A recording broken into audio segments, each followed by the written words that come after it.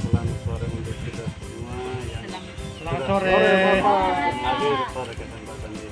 Ya, Pak. Minta maaf ini sebenarnya sudah sore, kita sudah harus beres-beres di rumah, tapi ini kita ada sedikit kegiatan, jadi mau tidak mau mama orang harus ikut hadir semua.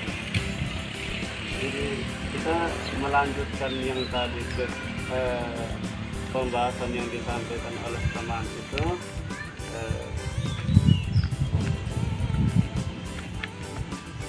Tentang simulasi, apa itu simulasi, nanti kita sama-sama diskusi. Ini bukan mau tanya jawab, tapi nanti kita diskusi sama-sama. Jadi kira-kira ada yang tahu simulasi itu apa? Dari mau? Ya, silahkan. Simulasi itu kita dia semacam sang kita merasa itu memicu katakan menjelaskan atau menjelaskan dan supaya bagaimana ilmu perkembangan dan Bagus sekali, hebat.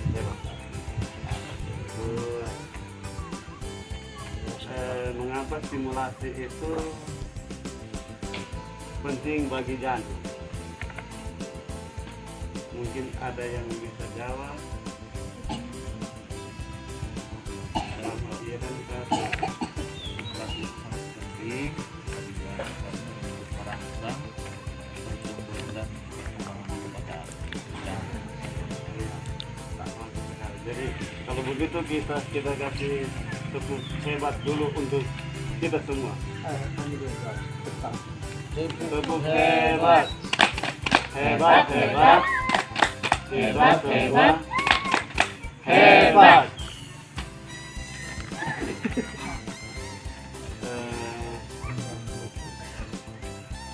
Mengapa simulasi itu penting bagi janin? Karena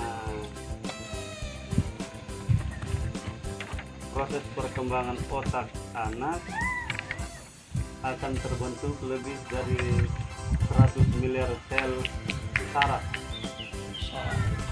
Besar Bapak.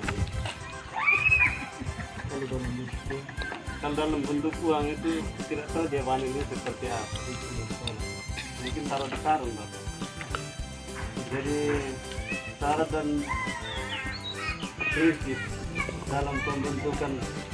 dalam pemberian simulasi pada janin itu, dalam bentuk simulasi ada beberapa prinsip antara syarat-syarat yang harus dipahami. Yang pertama, untuk menjaga emosional janin, terus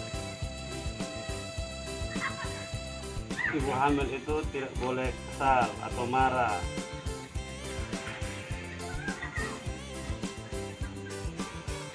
Syarat dan prinsip dalam bentuk pembentukan simulasi pada janin itu kira-kira ada yang tahu tidak?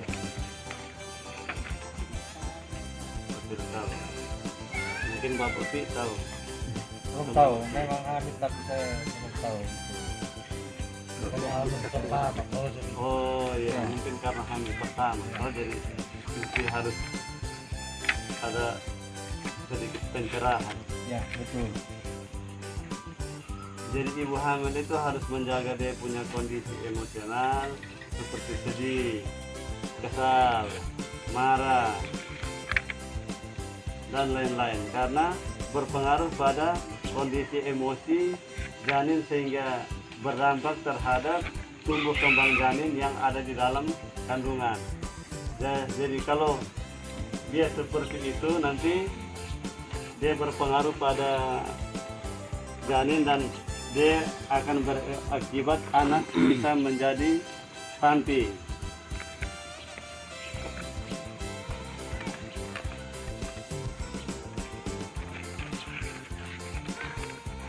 Simulasi itu dilakukan dengan dilandasi rasa cinta dan kasih sayang.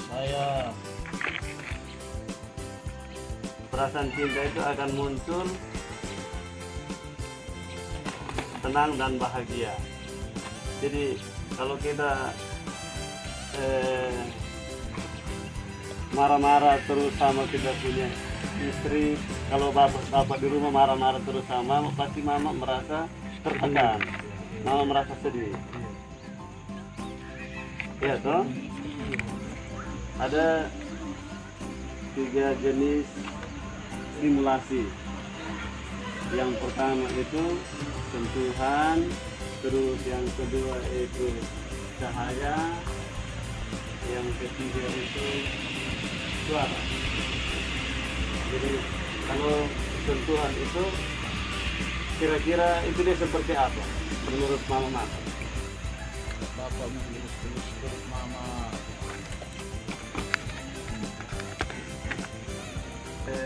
Stimulasi suara itu dia kira-kira seperti apa? Dengar musik, bisa bicara dengan dia, bicara dengan janin. Terus yang ketiga itu stimulasi cahaya. Cahaya itu kira-kira yang bagusnya seperti apa? Apa harus pakai senter saja kah atau ada yang lain? Bisa dengan Dengan cahaya kami matahari center tidak juga ada Bapak, jadi mau bagaimana? bisa. Pada saat Matahari di awal di pagi hari bisa dengan cahaya matahari. Kalau untuk yang cahaya itu bisa pakai senter, tapi kalau misalkan tidak ada senter di rumah, bisa pagi-pagi itu berjemur dengan cahaya matahari pagi. Yang penting jangan siang-siang, nanti bapak bisa terbakar dengan mama juga nanti di rumah.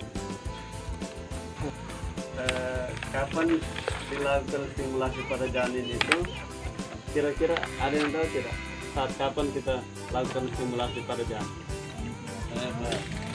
Ya, lakukan setiap saat. oh ya. Jadi terus ada yang bisa tambahkan lagi?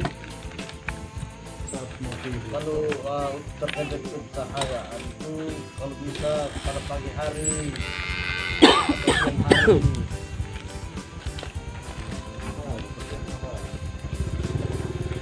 Jadi begini, maksudnya kapan dilakukan stimulasi pada janin itu biasanya ada 3 kali.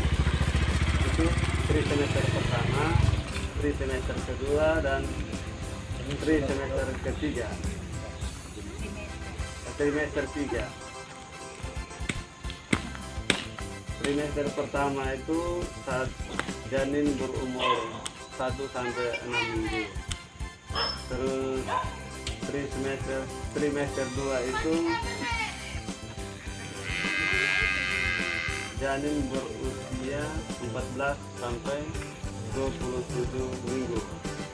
Terus trimester ketiga itu pada saat janin berumur 28 sampai 41 minggu. Oke. Jadi mungkin seperti itu saja. Nanti untuk tabel